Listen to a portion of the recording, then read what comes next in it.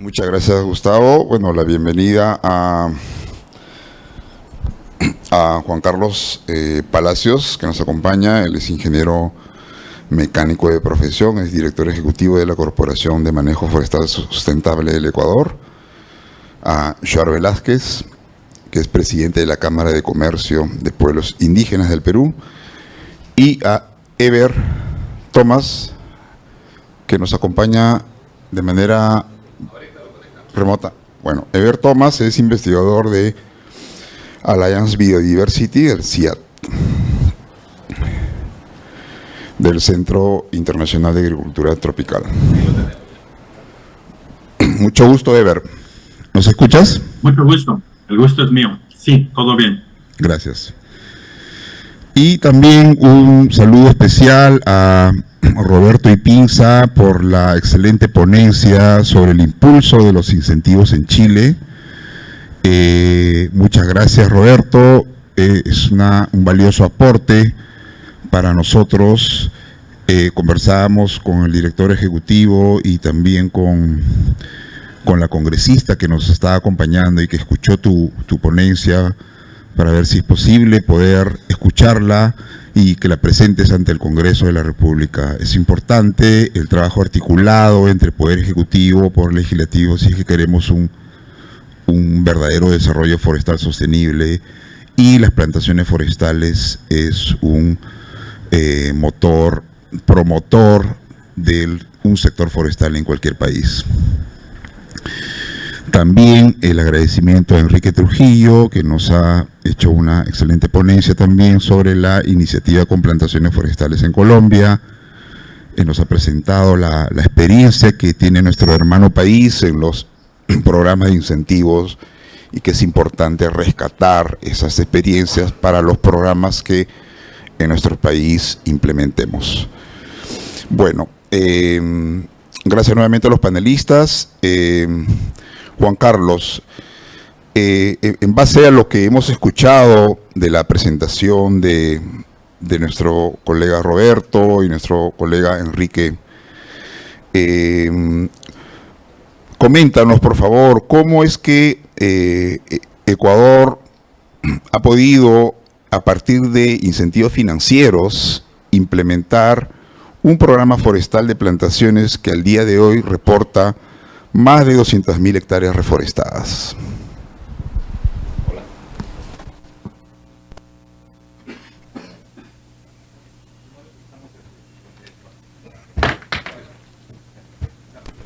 Gracias.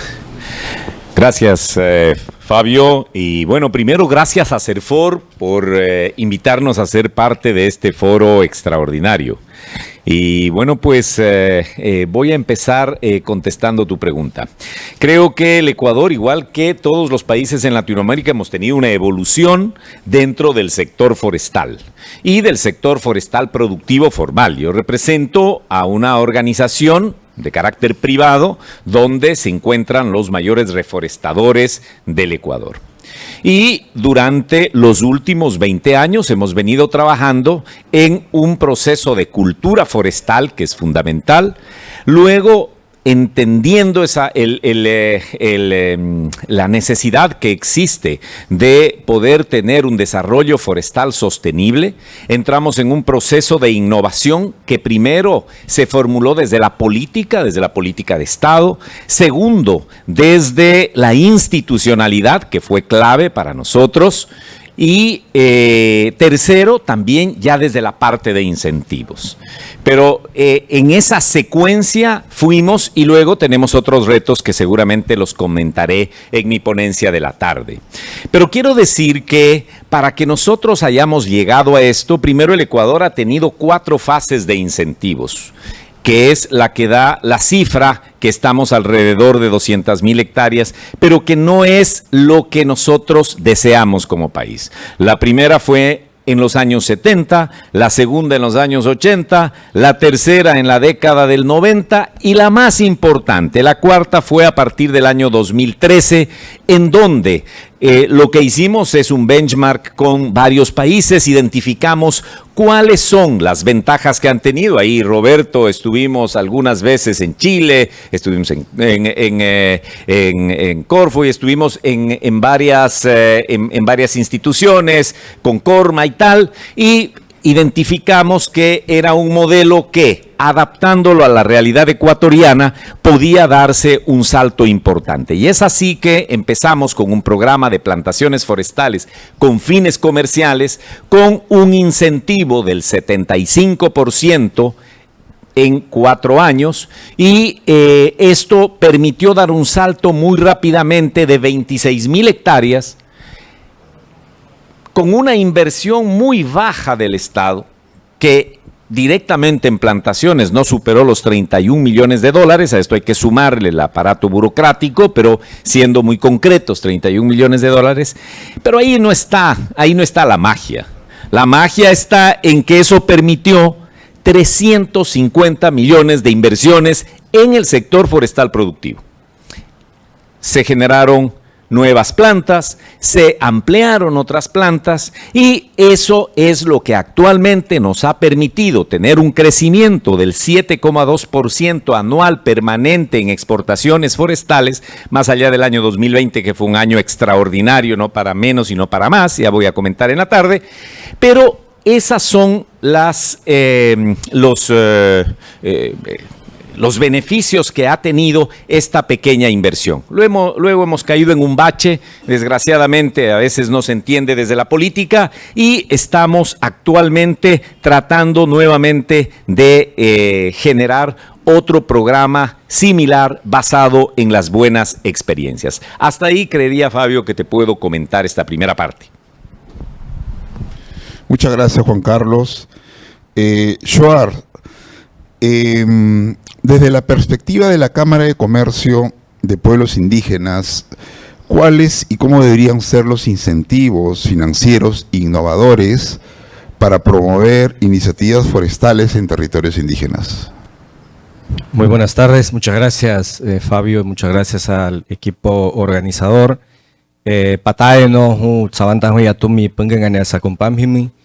Yo soy Shoar Velázquez, soy presidente de la Cámara de Comercio de los Pueblos Indígenas del Perú.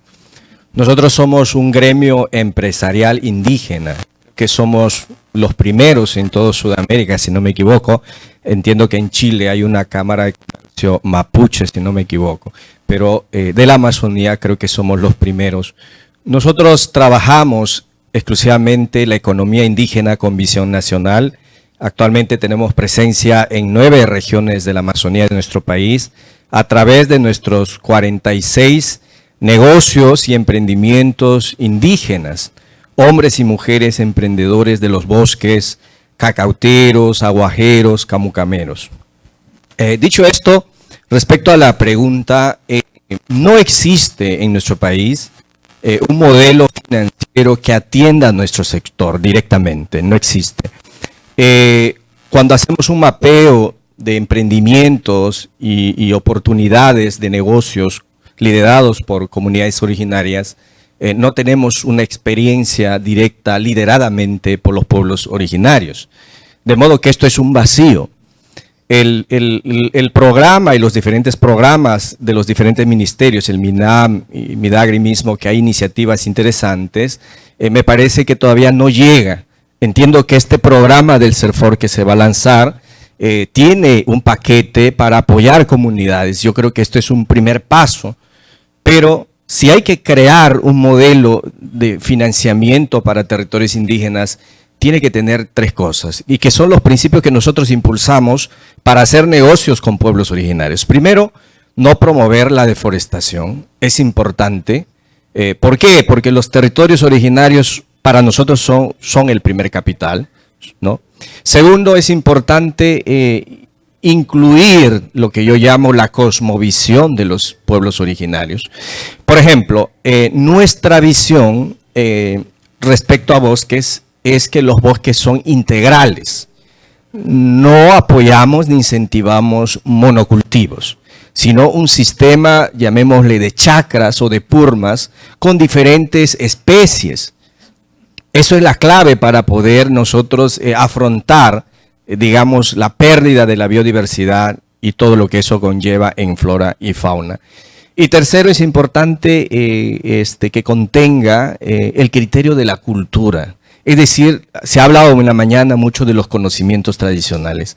Entonces, estos tres criterios o principios que la Cámara promueve para hacer negocios, creo que hay que incluir en un modelo financiero que pretenda ayudar a nuestro sector. Se ha dicho que hay aproximadamente 14 millones de hectáreas en manos de comunidades indígenas en el Perú, pero no hay un estudio de qué potencialidad hay de suelos degradados o chacras o purmas en manos de comunidades que también se podrían reforestar.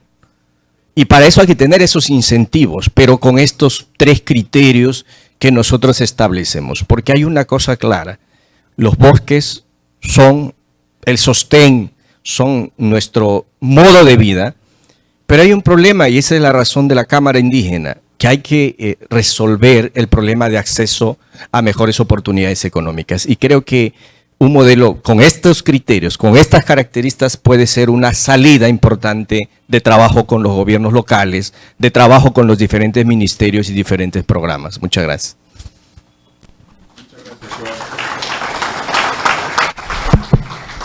Muchas gracias, Charles. Gracias por tus comentarios, por tus recomendaciones. Quiero recordar a los participantes, por favor, que también puedan, no sé si tienen los cartoncitos para hacer las preguntas, los que están interesados. Por favor, si no tienen aún el cartoncito, levanten la mano para hacerles llegar uno y puedan formular sus preguntas. Ever,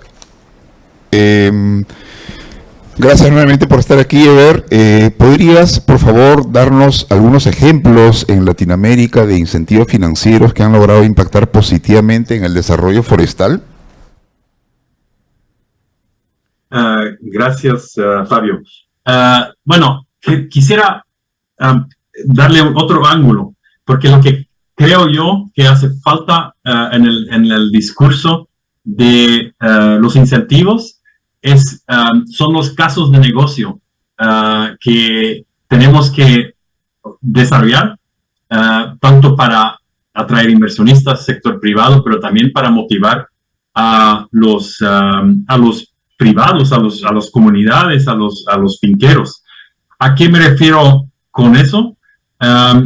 Tenemos que tener planes detallados de diferentes diseños de combinaciones de especies con datos claros sobre cuánto requiere de inversión y cómo es la rentabilidad a lo largo del tiempo.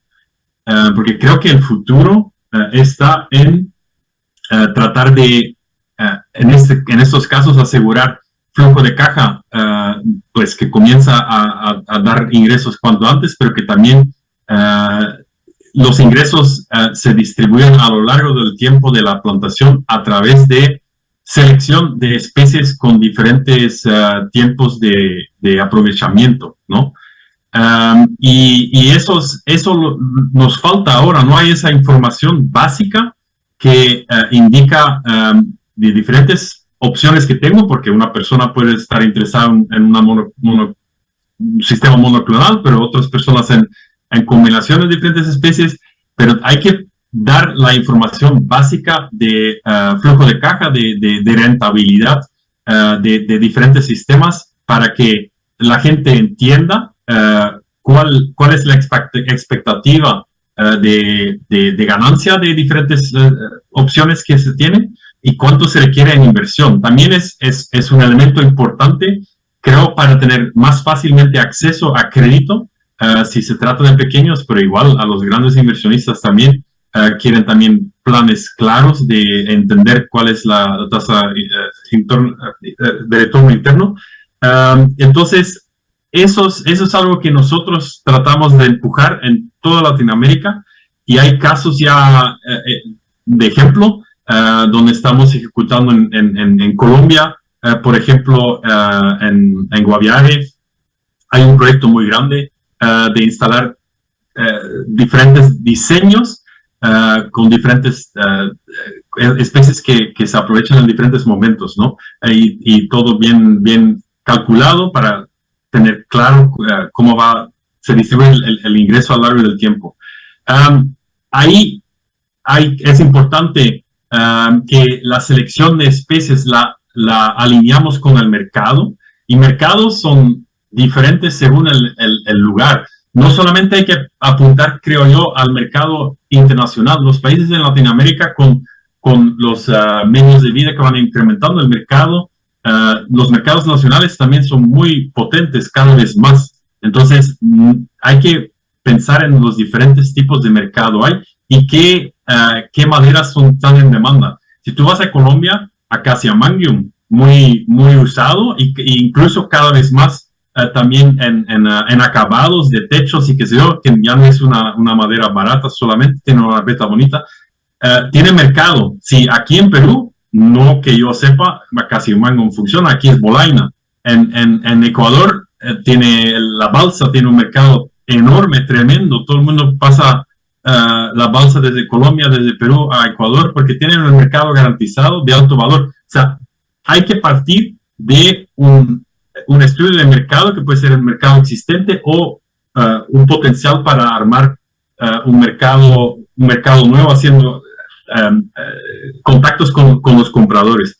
Hay que tener disponibilidad de material de siembra, porque es muchas veces un limitante. Ahí, si vemos, no sé si hay participantes de Brasil, pero las especies nativas, toda la vida hemos trabajado con los introducidos por razones claras, porque es muy productivo y hay paquetes tecnológicos, que sé yo, pero ya es la era de las nativas y donde más se puede ver es en Brasil, donde las plantaciones modernas con métodos vegetativos, con esquejes, pero es impresionante la escala que está cogiendo, y ya estamos en la era que podemos finalmente comenzar a promocionar nuestros nativos, porque pueden competir cada vez más con los exóticos. Pero eso es un tema que aquí en el país, incluso en Colombia, falta mucho volver disponible material élite. Nosotros estamos trabajando con Refocosta, por ejemplo, que es una reforestadora caribeña que tradicionalmente se metía en teca y en eucalipto, y ahora estamos con ellos trabajando en armar huertos semilleros para nativos. El tema de transformación no puede ser transporte o acopio. Esos son temas que también hay que tomar en cuenta en la selección de especies, en el diseño de diferentes sistemas, y pues si podemos ofrecer datos sólidos de cuánto tengo que poner de inversión, cuánto me va a comenzar a generar de ingresos con base en mercados reales y con bases en precios realísticos. Entonces yo creo que eso es un tema fundamental también como incentivo, tal vez no directo monetario, pero facilita después la generación de fondos. Y un último tema, perdón si voy muy lejos, pero maneras innovadoras, por ejemplo, el caso en Colombia, en Guaviare, lo que me parece muy interesante también es que se pueden en esos sistemas combinar diferentes fuentes de ingresos, porque el caso del que yo estoy hablando, el principal interés es bonos de carbono por fondos de pensiones, pero los bonos de carbono te generan ingresos y cada vez más en plantación nueva, pero no te permiten también hacer aprovechamiento. Entonces puedes tener ingresos de bonos, puedes tener ingresos de aprovechamiento, y lo más reciente, que son cosas también que están avanzando muy rápido, es la bioeconomía. Por ejemplo, de cedro, de caoba, que son los clásicos de plantación, se está extrayendo aceites de las ramas, y esos aceites para perfumería, eso va generando ingresos también. O sea, tú, mientras que el árbol va creciendo, podas de las ramas, extraes aceite, vas generando ingresos, vendes bonos de carbono, y al final, cuando está subida, cuando está listo para aprovechar, ya vendes la madera. Todos esos modelos donde integramos diferentes fuentes de ingreso, incluso bonos de biodiversidad, que es algo que está recientemente cogiendo fuerza también. Eso es lo que pienso yo, que tenemos que invertir mucho más en armar esos paquetes de opciones que hay para la gente. Disculpa por tomar un poco de tiempo, pero espero que ha sido. Muchas gracias, Eber. Y una pregunta para los tres, tanto para Juan Carlos como para Eber, desde su experiencia y de lo que pueden conocer lo que ocurre en nuestro país, y para Shuar, desde el conocimiento que tienes en todos los 14 millones que están ocupados por comunidades, por pueblos indígenas. ¿Qué oportunidades creen ustedes que tiene el Perú para desarrollar un sector forestal a partir de un adecuado esquema de incentivos forestales? Empecemos con Juan Carlos. Bueno, Fabio, no sé si se me escucha. Déjenme contarles como anécdota que en el año 2005 vine a visitar al señor Enrique Toledo para aprender lo que estaba haciendo.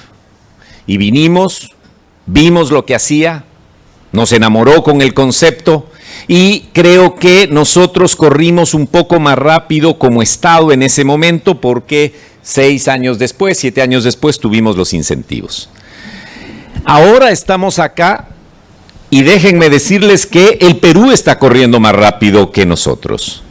Consideramos que tiene en este momento absolutamente todas las condiciones como para empezar con un programa de incentivos forestales con fines comerciales muy moderno, con mucha experiencia y obviamente absorbiendo ciertas experiencias positivas que hemos tenido como países y negativas también. En la tarde voy a contar algo para que definitivamente el Perú tome un liderazgo dentro del sector forestal. Y uno se preguntará, ¿por qué es necesario que otros países tomen liderazgo? Porque definitivamente es la única forma de dar saltos luego, porque a veces los países nos adormitamos con un éxito temporal, excepto Chile en este caso. Pero creo que en este momento todos necesitamos empujar al Perú para que pueda tener ese éxito dentro del programa de incentivos forestales con fines comerciales. Muchas gracias. Eber, no sé si nos puedes comentar para cerrar con Shuar. Sí. Bueno, yo creo que también el Perú tiene un gran potencial. El tema va a ser el acceso a mercado, ¿no? Como aquí, pues la selva, pues en ciertos lugares no está tan lejos de la costa, que es la ruta principal de exportación, pero también tenemos el río Amazonas, que puede facilitar, ¿no? Entonces, con una diversidad tan grande y un conocimiento cada vez mayor de experiencias con diferentes especies que se está cultivando, yo creo que el futuro es para Latinoamérica y Perú incluido ahí, ¿no? En promocionar plantaciones con especies nativas. Tenemos que obviamente aprender mucho porque eso es relativamente nuevo, pero el éxito va a estar ahí. Porque ahora más que todo, que también antes siempre era difícil promover las especies nativas porque se sacaban del bosque gratis, y competir con algo que se saca gratis era muy difícil, pero ahora que las maderas se están acabando y la demanda sigue aumentando, diría yo, para maderas de diferentes tipos, diferentes usos. Entonces yo creo que aquí, con toda esa base genética que existe y el conocimiento que va creciendo, es un mercado en pleno desarrollo. Muchas gracias, Eber. Y Shuar, para cerrar contigo esta pregunta. Sí, muchas gracias. En nuestra organización hemos visto ese vacío y estamos trabajando cómo crear un sistema de microcréditos con pertinencia cultural. Es decir, apoyar al emprendedor o emprendedora indígena dando microcréditos desde $10 hasta $300 para incentivar actividades sostenibles, entre ellos la reforestación o este tema de la madera con usos, digamos, comerciales. Pero un modelo de sistema que atienda a nuestro sector en la medida que no existe, se requiere articular esfuerzos. Creo que esta propuesta interna nuestra de atender a este ámbito social tiene que unir sinergias, CERFOR, MINAM. Entiendo que COFIDE, el MINAM hace años aprobó, creo que el BID, un fondo de $20 millones y van a dar sistemas de microcréditos a bionegocios o bioeconomía. Pero la pregunta es, ¿cuánta plata va a llegar directamente a pueblos indígenas? Si estamos diciendo que no existe un modelo financiero intercultural. Y ahí requerimos compartir conocimientos y asistencia técnica. Creo que si involucramos a territorios indígenas y a las personas, a los seres humanos, respetando los 3 criterios que hemos contemplado, creo que el Perú puede ser una potencia en tema forestal, ¿no? Donde no debemos dejar de lado a nuestros pueblos originarios. ¿Qué mejor que aquel sector que sabe manejar los territorios amazónicos que los pueblos ancestrales? Llevamos más de 5.000 años gestionando los bosques y esto no se ha capitalizado de manera sostenible. Y creo que una forma de hacerlo es creando estos modelos financieros interculturales en el cual, insisto, hoy es un vacío, pero tenemos que trabajar con actores como nosotros. Nosotros atendemos y queremos atender a ese ámbito con una visión de crecimiento económico con identidad, ¿no? Creo que ahí tenemos que quizás sentarnos a compartir este trabajo y cómo unir experiencias, por supuesto, estoy seguro que con otros países también que los tienen.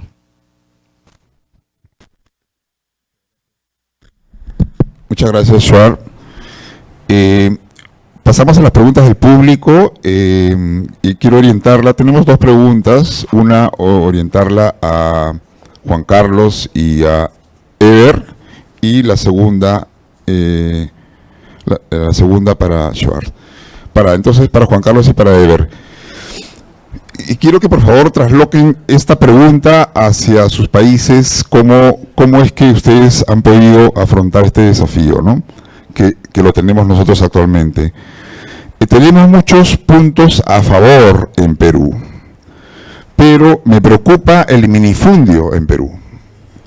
No se puede crear una industria sostenible si no hay empresas importantes. ¿Cómo resolvemos eso? Bueno, esta fue la pregunta que nos hicimos nosotros hace 20 años. Encontramos la solución que voy a comentar, pero todavía no somos capaces de hacerla. En el año 2007 invitamos a una serie de cooperativas europeas. Recuerdo una de Francia que tiene cerca de 26.000 hectáreas. Tenía para esa época, lo más importante de esto es que tenía 12.000 socios. 12.000 socios, 26.000 hectáreas. ¿Qué quiere decir con esto? Que lograron hacer una cooperativa donde cada socio aporta menos de 1 hectárea, 3 hectáreas, 5 hectáreas, y es la cooperativa la que gestiona todo el patrimonio forestal de este grupo de personas. Lo mismo vimos en Finlandia. Allá tienen áreas un poco más grandes, pero también se unen en cooperativas, y así hay varios ejemplos. Creo que uno de los mejores, el más ordenado, el más organizado, es el de Francia.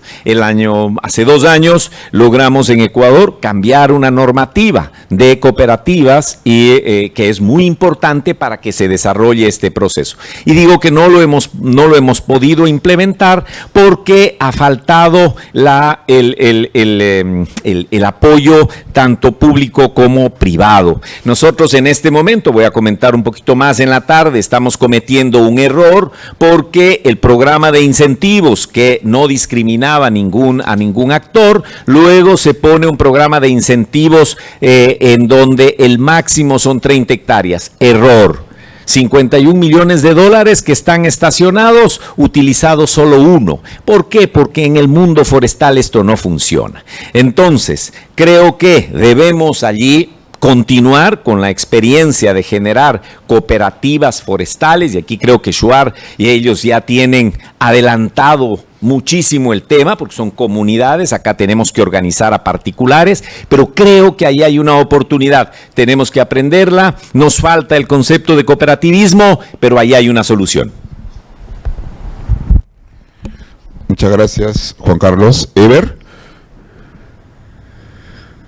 sobre la misma pregunta, ¿nos podrías... No sé si puedo aportar mucho más, porque también iba a mencionar lo de cooperativismo, que me parece pues una fortaleza en realidad de Perú, es que a pesar de que pensaríamos que cooperativismo no es fuerte en Perú, pero es porque vamos en algunos sectores 30%, 20%, que parece poco, pero comparado con el resto del mundo es muy alto. Entonces, eso es lo que, pues no hay soluciones mágicas, pero creo que también va por esa línea, ¿no? Y comenzando tal vez con cooperativas existentes que quieren comenzar a diversificar, eso también se puede, de ahí también se puede comenzar a trabajar, creo, ¿no?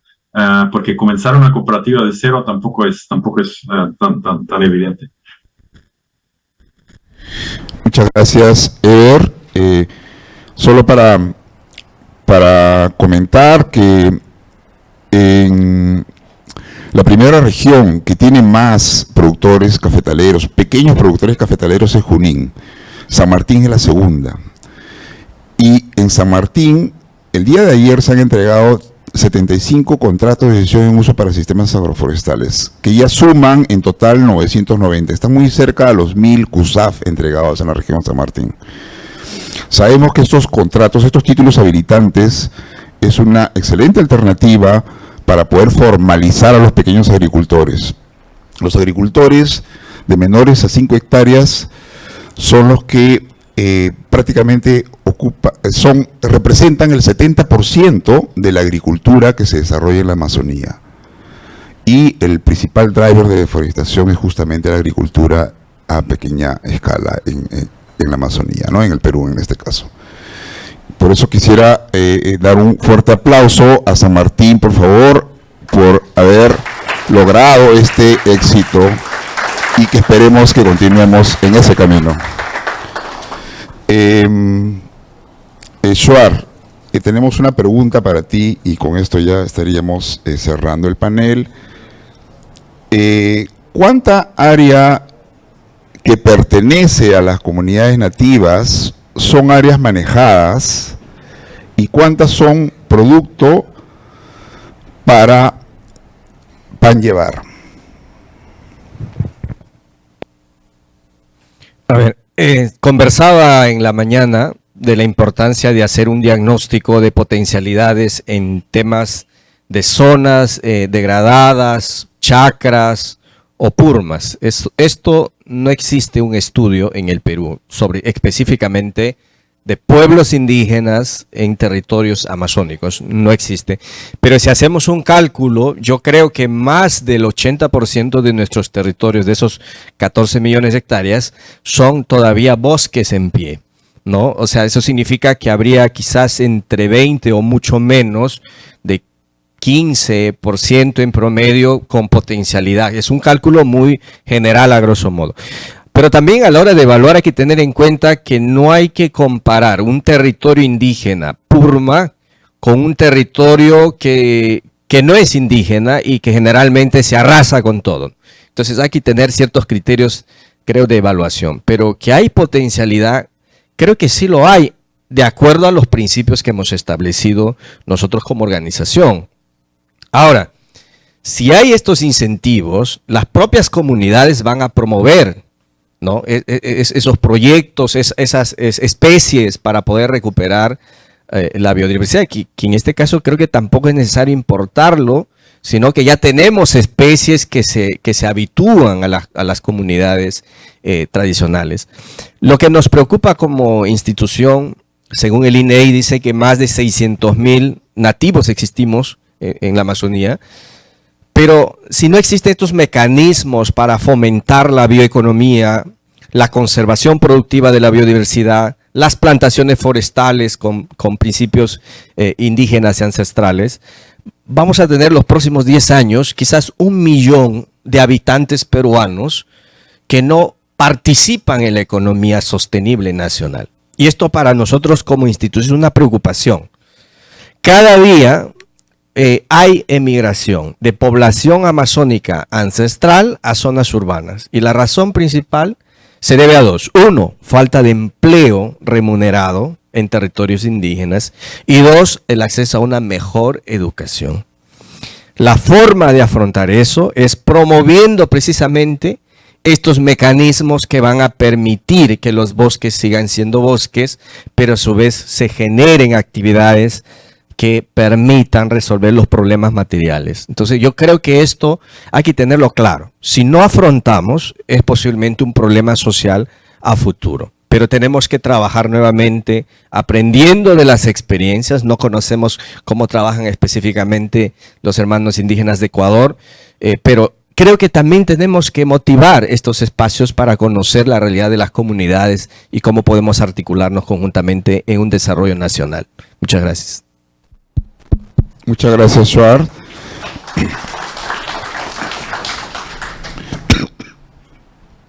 Quiero rescatar lo más importante que han mencionado nuestros panelistas, la importancia de generar un puente o puentes entre la economía tradicional y la economía indígena a través de microcréditos, incentivos que consideren la cosmovisión indígena, y es así que para el BPS es un reto importante incluir, que ya lo hacen en su fondo de incentivos que están próximos a lanzar, incentivos e incluir a los pueblos indígenas como un actor clave, receptor de los incentivos financieros. Incentivos que no promuevan la deforestación, que incluyan la cosmovisión indígena y que contengan el criterio de la cultura. Es importante también pensar en que ya estamos pasando a una era de las especies nativas. Es importante también promover el cooperativismo y pensar en los actores, en los pequeños agricultores como parte de oportunidades para poder tener áreas a reforestar. Es importante también ver a las plantaciones como un mecanismo de contribución a una mejora del PBI forestal. Mencionaban hace un rato que en el Chile, por ejemplo, la contribución del sector forestal en el PBI nacional es algo de 3.2%. En el caso de Perú hemos bajado, teníamos una contribución del 1.5, ahora estamos alrededor de 1.02, pero sí vemos como una opción de crecimiento, una oportunidad de crecimiento, no solamente con las plantaciones, sino también con una incorporación del manejo integral del bosque a través de los servicios ecosistémicos. Muchas gracias, panelistas. Muchísimas gracias.